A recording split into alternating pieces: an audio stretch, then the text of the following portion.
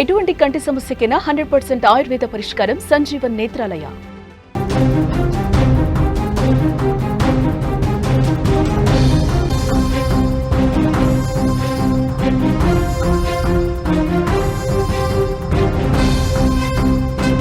బిహార్ ప్రభుత్వ ఆసుపత్రిలో అమానుష ఘటన చోటు చేసుకుంది. పోస్టుమార్టం కోసం తెచ్చిన మృతదేహానికి అగౌరవం జరిగింది.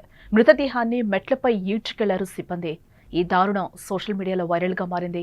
ఈ ఘటనపై స్థానిక కలెక్టర్ ఆగ్రహం వ్యక్తం చేశారు.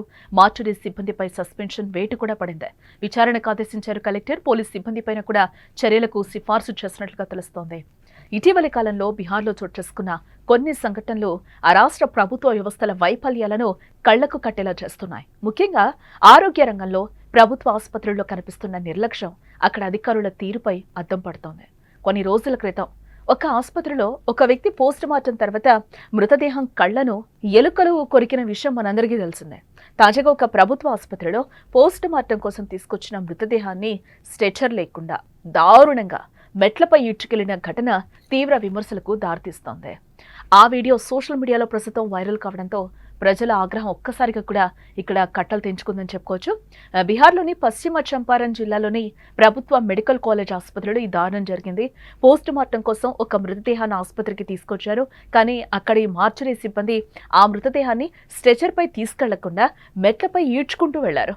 ఈ దృశ్యాన్ని అక్కడే ఉన్న ఓ వ్యక్తి తన సెల్ ఫోన్లో వీడియో తీసి సోషల్ మీడియాలో పోస్ట్ చేశాడు. క్షణాల్లో ఈ వీడియో మొత్తం వైరల్ అయిపోయింది.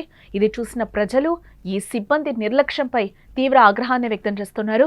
మృతదేహాన్ని అలా ఈడ్చుకెళ్తున్న వారిలో ఒక్క పోలీస్ కూడా ఉండటం అక్కడ గమనార్హం. ఈ ఘటన గురించి తెలిసిన వెంటనే జిల్లా కలెక్టర్ ధర్మేంద్ర కుమార్ కూడా స్పందించడం జరిగింది. వెంటనే దర్యాప్తుకు ఆదేశించారు.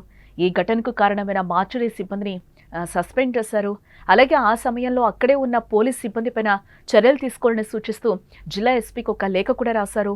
ఈ కేసులో పూర్తిగా విచారణ జరిపి 72 గంటల్లో నివేదిక ఇవ్వాలని కూడా అధికారులను ఆదేశించారు. భవిష్యత్తులో ఇలాంటి సంఘటనలు మళ్లీ పునరావృతం కాకుండా ఉండేందుకు ఒక కమిటీని కూడా ఏర్పాటు చేయడం జరిగింది.